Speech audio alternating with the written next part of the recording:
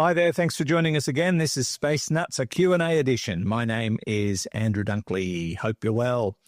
Stick around. We have got questions from our audience. One about time in anti-gravity and the speed of time. That's always fun to talk about. We've got another question about supernova remnants, the colors of Aurora, and a light speed boost idea. This is a could I, would I, should I type of, with my spaceship, do something that might give me a light speed boost. We'll see if it works on this edition of Space Nuts. 15 seconds. Guidance is internal. 10, 9, ignition sequence start. Space Nuts. 5, 4, 3, 2. 1, 2, 3, 4, 5, 5, 4, 3, 2, 1. Space Nuts. Astronauts report it feels good. And he's back once again to try and solve all your little riddles. Here's Professor Fred Watson, astronomer at large. Hello, Fred. Hello there, Andrew. It's very good to be talking with you. It is. I'm sorry, I've turned into an Irishman because I wonder what was happening there. Yeah, because of my trip to Ireland, which is great. There's nothing wrong with the Irish. When we were there in, would have been July? Yeah, July. They really bunged it on for us at a place called Cove. It used to be called, I think, Victoria. Was that what it was called? No. Anyway, it's where the Titanic made its last stop before heading out to the Atlantic and picked up its last groups of passengers, and some very sad stories as well. The pier where everybody got on board the boats to go out to the Titanic, because it couldn't actually anchor at port. It had to anchor outside the harbour at Cove. It's still there, parts of it. So you can still see the remnants of that old, and the White Star Line office is still there as well, which is now a museum where you can learn about the Titanic through the Titanic experience. I highly recommend that in the town of Cove, which is near County Cork. County Cork it is, yeah. Lovely place, and they had Australian and New Zealand flags everywhere and music playing, and they know how to party, those people. Yeah, terrific. Shall we do some questions, Fred? No, I think we should just have a cup of tea. Yeah, we'd probably have less trouble. Let's firstly get a question from Andy. Hi, guys. It's Andy here from the UK, first-time questioner. 2 questions, both time-related. The first question, as mass and gravity are so closely related, and the higher a mass is, the slower time will flow, what would happen to the flow of time in an anti-gravity field? So, that's the first question. The second question, if a planet had life that was intelligent and was evolving and had the potential to become spacefaring, but the planet was high gravity, is the playoff between gravity and the speed of time enough that will make a significant difference to the evolution of the planet on galactic scales? Hope that one makes sense. Great program. No doubt I'll be back again. Wow, Andy, gee whiz, you've been pondering that for a while. There's some great questions there. We'll tackle the first one first, unless you want to do the first one second, and the second. No, I don't know. Time, the effect on time, if it passes through an anti-gravity field, or just the effect on time in an anti-gravity field. Yes. So Andy's right, actually. So what you've got is this phenomenon called time dilation. It appears that clocks slow down when you're in a gravitational field. They only appear to be slowed down to outside observers. To you as the person in the gravity field, it makes no difference. The clock's just ticking at the same speed as it always did. But to an outside observer, your clocks are ticking more slowly. If there was such a thing as an anti-gravity field, and we have no knowledge of anything like that at the moment, although people have worked very hard to try and demonstrate anti-gravity. As you can imagine, it would be a very useful thing to be able to harness. If you could have anti-gravity, in other words, something that actually repelled rather than attracted, yes, or at least, no, let me put it another way. It's not repulsion. It's reducing the effect of gravity, I think. Anti-gravity might reduce the effect of gravity. And it could, if you reduce it beyond zero, it could produce a repulsion. But that doesn't really matter for this argument, because what happens is, yes, relativity says that time would actually speed up. Time, as I said, to the person in the anti-gravity field would keep on ticking away as normal, but to the outside observer, the time would appear to be passing more quickly. Isn't it the same effect if you're falling into a black hole? What you're seeing is happening in real time because you're living your life like you do anywhere. But to the observer, you would be, a completely different bucket of fish. That's right. Time slows down. Everything appears more slowly. And when you cross the event horizon, you're sort of frozen on it. Yeah. Which means that weird, isn't it? Event horizons are always all splattered with things that have fallen into the... Maybe. Yeah. Hard to imagine. It's like the front of a car. A bit like that only in summer. White hot, yes. Yep. I think this was portrayed quite well in the movie Interstellar, where they had to go down onto a planet that was under the effect of a black hole, and every hour on the planet's surface equated to 7 years back on the spaceship. They did portray that quite well. That effect. Yeah. Okay, so there's no such thing really as an anti-gravity field, but he'd be right. The effect would be... Yeah, that's right. But the second part of Andy's question... Yes, high levels of gravity and its effect on the speed of time. Well, what he's saying is, if you had a planet... or if you had a civilization working in a very high gravitational field, would that mean that they would evolve more quickly and things would develop more quickly? And I suppose the answer is yes, but only to an outside observer. To the people doing it, it would be just the same. So yes, maybe if our planet had a hugely different gravitational field from what it does have, seen from the outside, we might look as though we're evolving more quickly and developing technology more quickly. But to us, it would be just the same as if we had, a lower gravitational field. This would complicate the search for intelligent life, wouldn't it? You might find a planet and go, "Hey, something's going on there," but it's in a high gravity environment, and maybe it was happening some time ago, but it's all over Red Rover. I mean, I don't know. It's a head scratcher. Or here's one: you do find a civilization living on a planet, and you land to say hello, and then you take off again and find out that everyone at home's dead because you've been gone 500 years, but you were only gone a week. Yeah. Well, there's that too. That's right. Yeah. That's special relativity. That's the one. The relativistic difference in time, because you're traveling at speeds near the speed of light.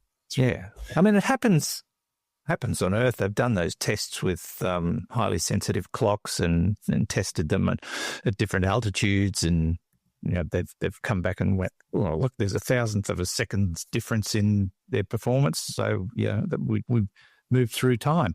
I read a story the other day, Fred, which I wish I'd kept it, about a cosmonaut, I think it was, who'd spent so much time in space that they estimated that he was actually slightly ahead of time than everybody else.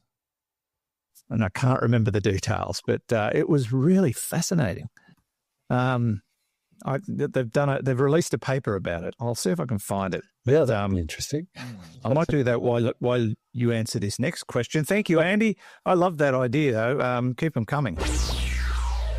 Now let's take a break from the show to tell you about our sponsor, NordVPN. Now, I think we'll all agree that exploring the universe is thrilling, but exploring the internet without protection, that's a black hole you don't want to fall into. Sorry. As a Space Nuts listener, we have an exclusive deal for you so you can stay protected, and that is NordVPN. It's the fastest, most secure way to browse the web. With NordVPN, you get next-level encryption, blazingly fast servers around the world, and zero tracking, so you can stream, shop, or scroll safely. It's the tool I personally trust when we're diving into the internet, and we want to give you peace of mind. I've used it overseas several times. I've used it at home. It works and it is seamless.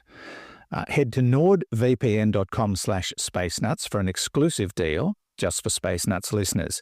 Big savings plus 4 months extra, absolutely free. Don't surf the cosmos unshielded. Secure your digital universe today with nordvpn.com/spacenuts, and don't forget their 30-day money-back guarantee. Go to nordvpn.com/spacenuts. 3, 2, 1. Space Nuts. This question comes from Mark. Hi, Andrew and Fred and team. My name is Mark Turner and I live in the south of England. I'm sorry about that. About 5 minutes from Patrick Moore's house as a point of interest. Wow. I've been listening now for just over 3 years and always look forward to Thursday lunchtime when I sit down and listen to you guys. Sorry, we were talking about toilet stuff earlier. I hope that didn't mess you up. My question is, it's generally accepted that all of the heavy elements were produced in an even larger star than ours that went supernova, which leads me to this.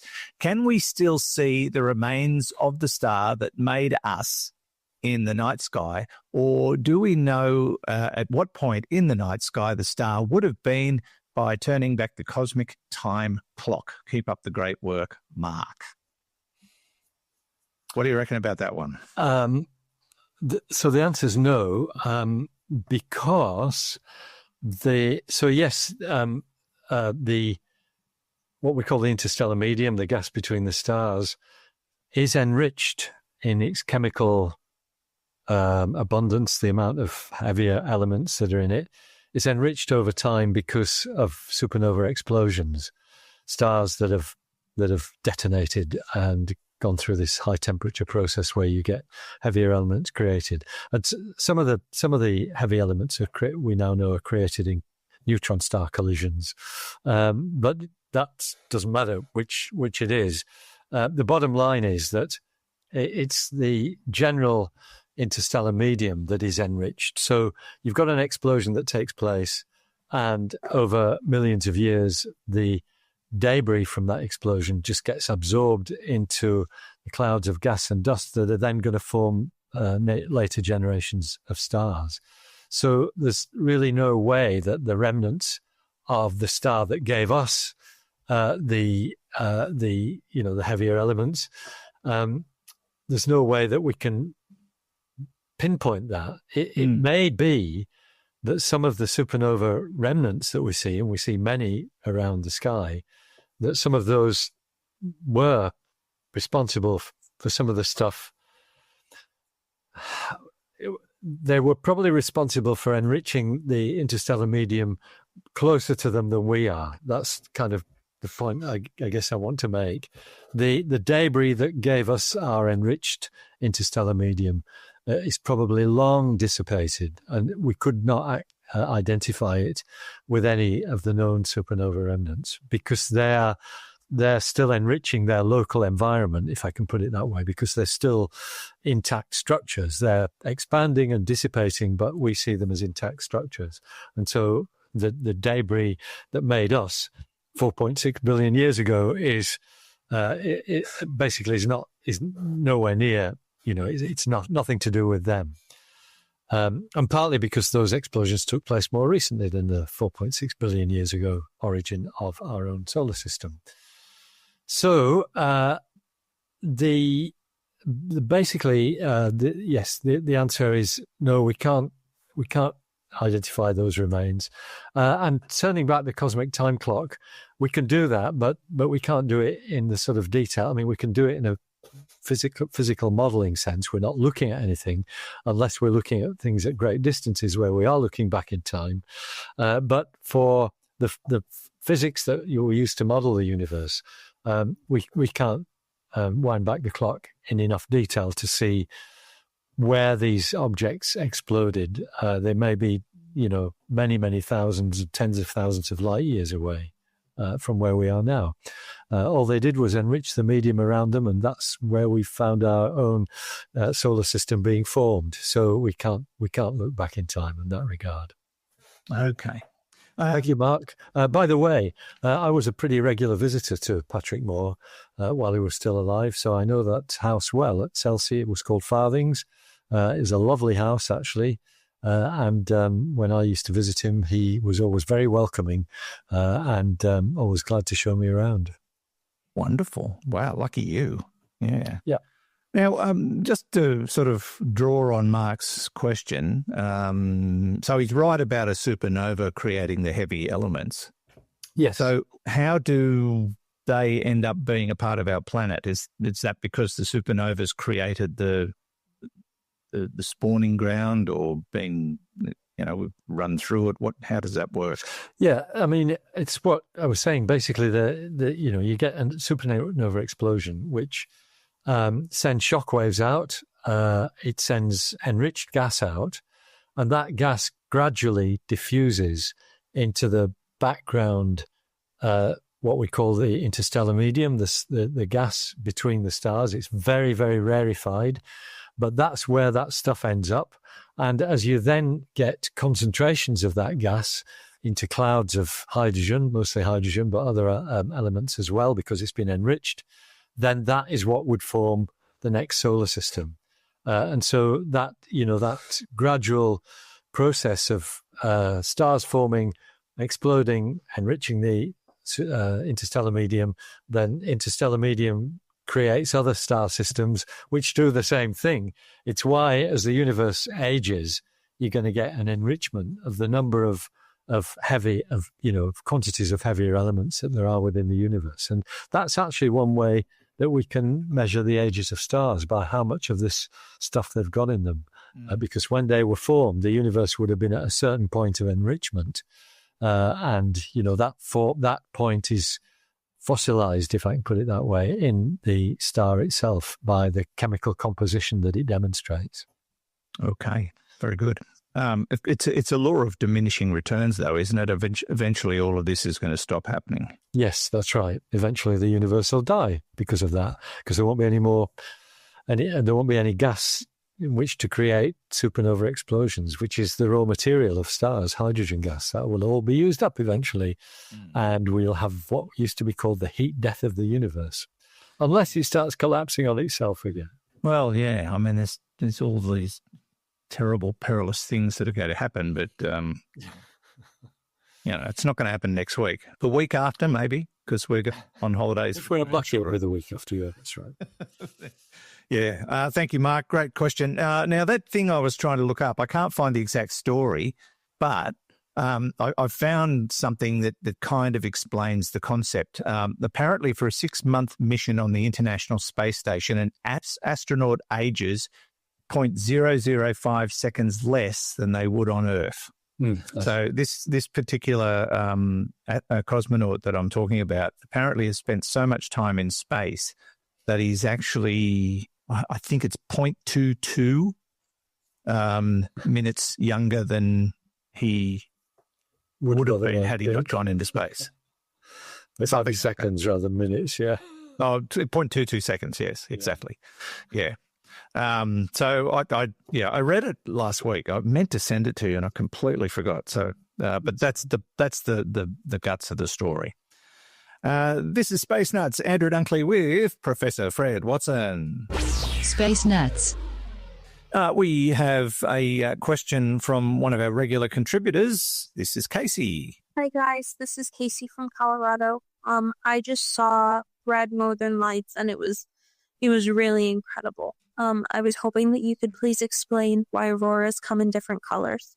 I hope you're both well, and thanks for the podcast.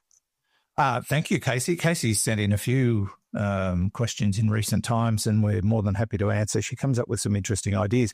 I just thought this was a good question to answer. I know we've talked about it before, but there's been some great auroral activity of late. And even in parts of Australia where you just don't see them, they have been absolutely stunning. Even as recently as a week or two ago, we had some fabulous photographs coming out of many, many parts of southeastern Australia. And it prompted a thought in my mind that the aurorae we see here generally are pink. But when you see photos up in the Northern Hemisphere, when you're practically underneath them, they're green.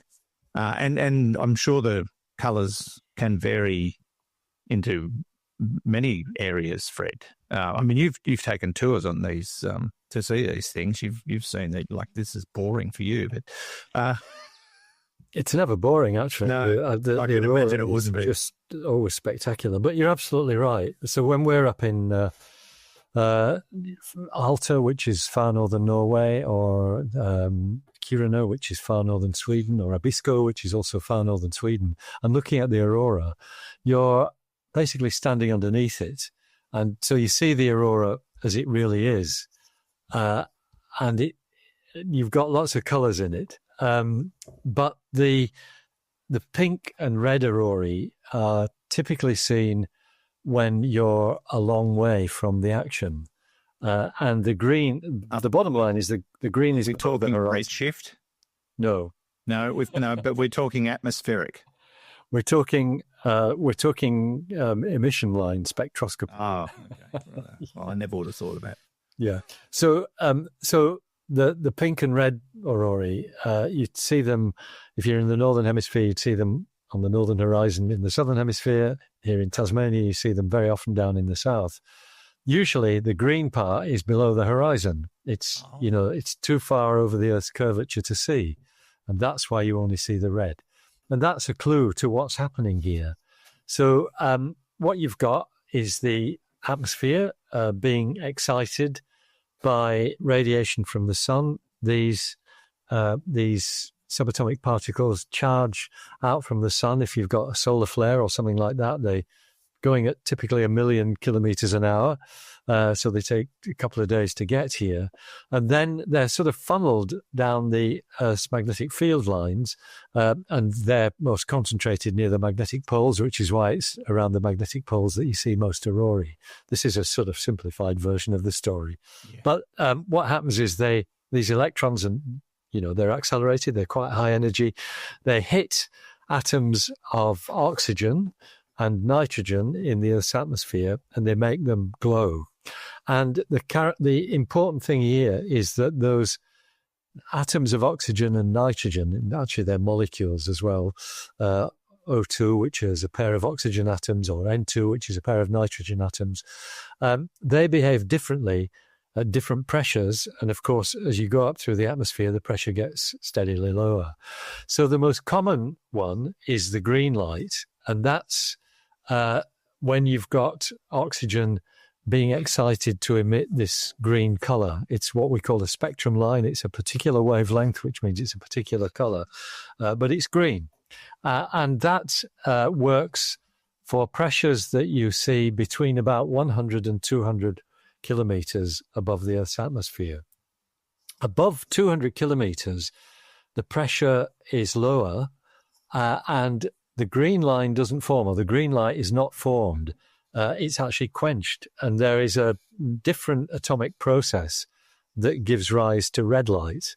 630 nanometers, if I remember rightly, is the wavelength. So you get this red light, which is still oxygen, but it's oxygen at a lower pressure than what comes out from the green. So between 1 and 200 kilometers, you're going to see green aurorae.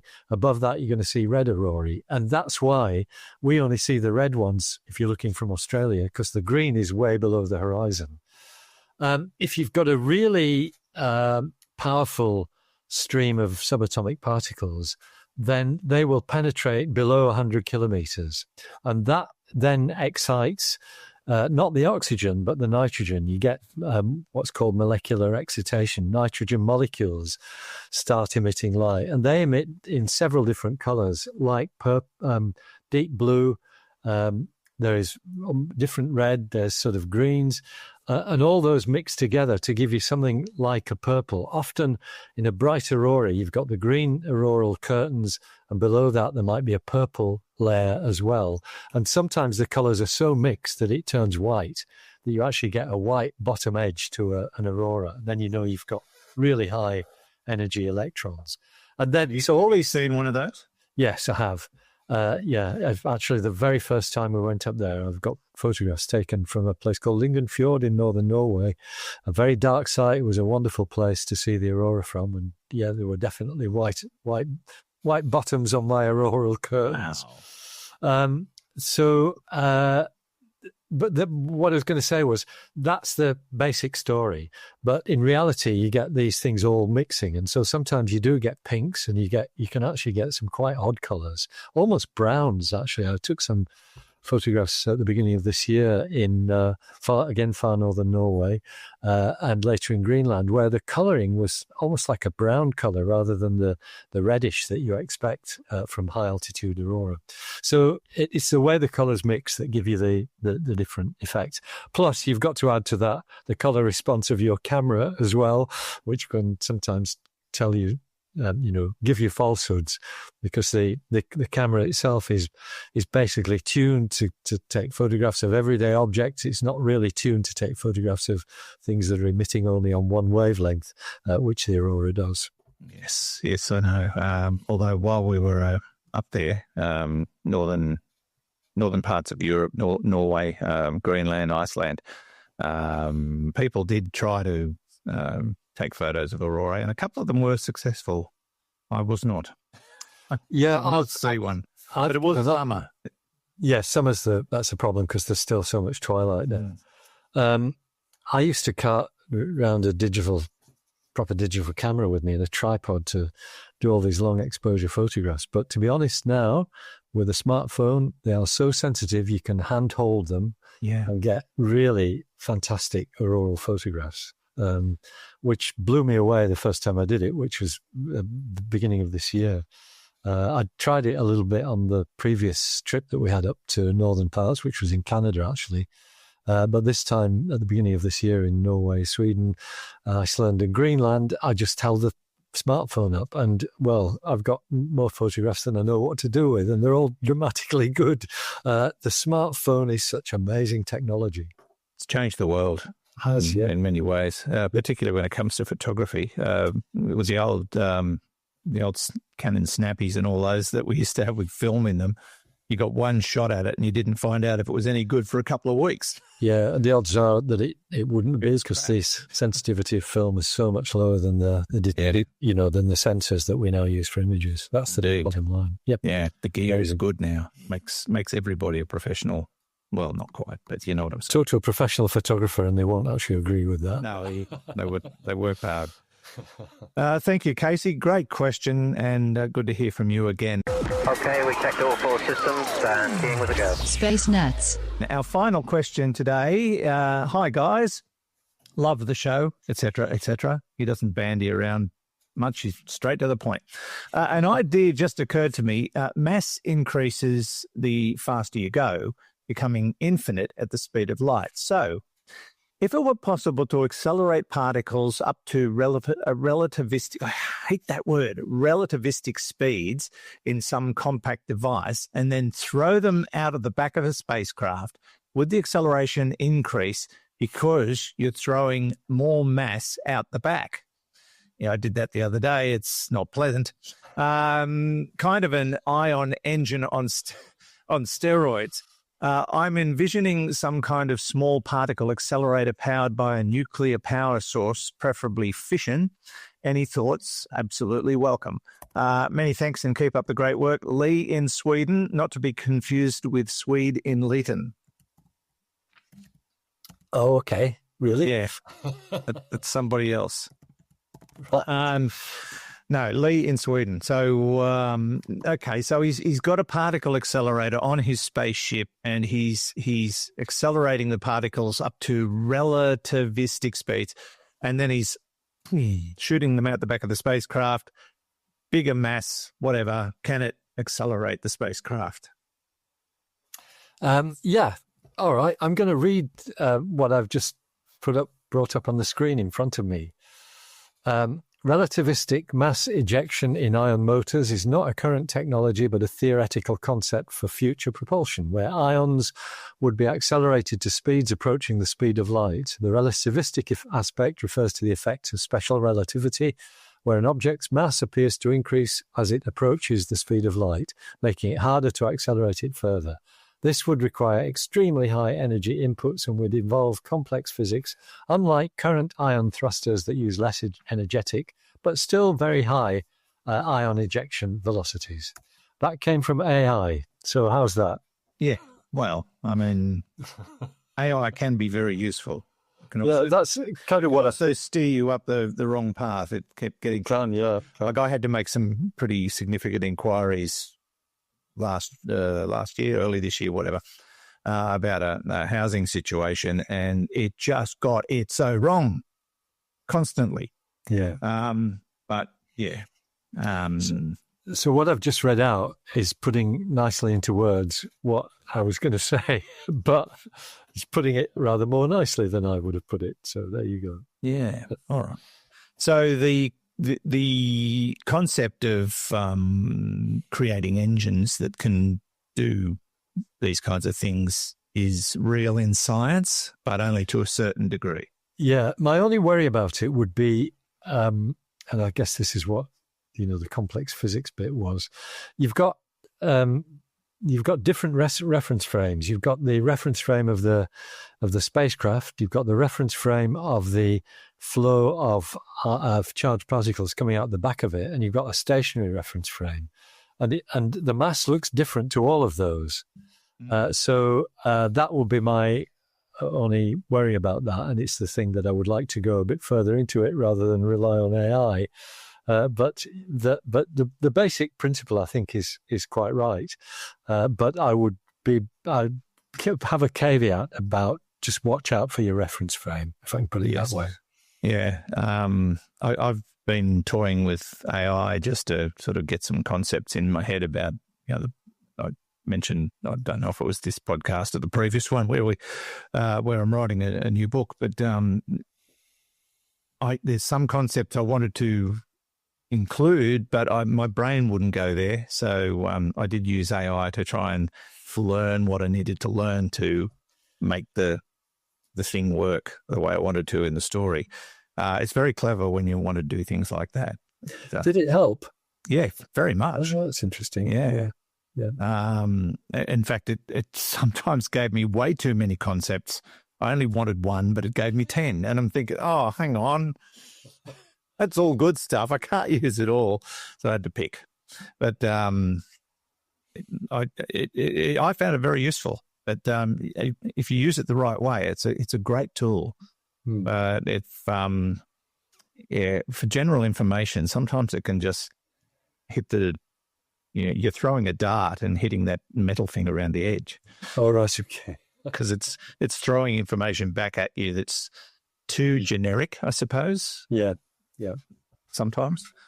I think when it comes to AI, you've got to know how to use it to get the best out of it. Otherwise, maybe that's right. Yes.